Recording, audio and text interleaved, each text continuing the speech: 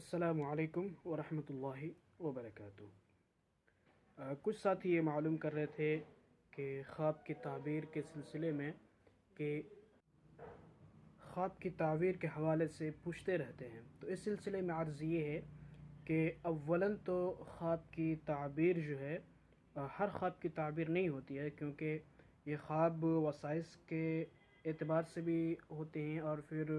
شیطانی حرکت بھی ہوتی ہے، یا پھر جو ہے انسان دن بھر کے کاموں میں جو مشغول رہتا ہے، یہ ہمارا ذہن جس طرف چلتا ہے اس طرح کے خواب ہم دیکھتے ہیں۔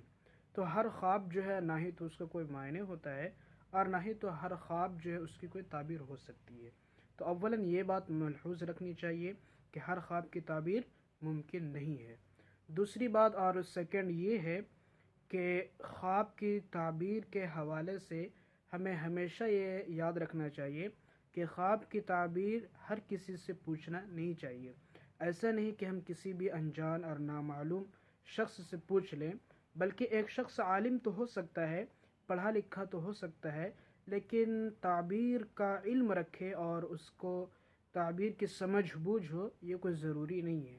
اس لیے کسی سے بھی تعبیر ہم نہیں پوچھ سکتے ہیں، بلکہ تعبیر پوچھنے کے لیے ہمیں ایسی ہی شخصیت کا انتخاب کرنا ہوگا اور ایسے ہی شخص سے تعبیر پوچھنا چاہیے جس کو اس کا علم ہو۔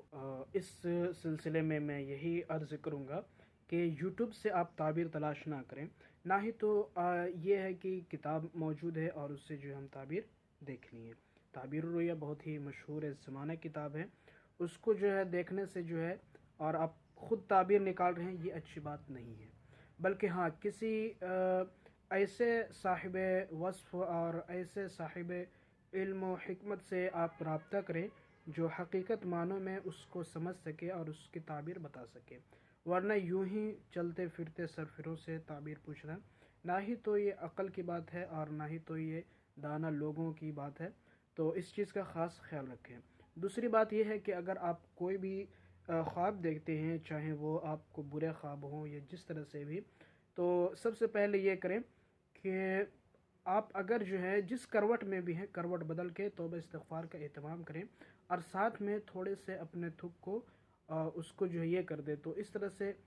توبہ استغفار کا اہتمام کرتے رہیں۔ اور سونے سے پہلے جو نبوی طریقہ ہے اور سنت کا طریقہ ہے سونے کا، اس کا اہتمام کریں اور سونے سے پہلے دعا کا اہتمام کریں، اور جتنے وظائف ہیں اس کا اہتمام کریں گے تو انشاءاللہ برے خواب سے ہمیشہ دور رہیں گے اور اس طرح کے جو ہے وہم جو ہے انشاءاللہ دوبارہ پیدا نہیں ہوگا۔ السلام علیکم ورحمۃ اللہ وبرکاتہ۔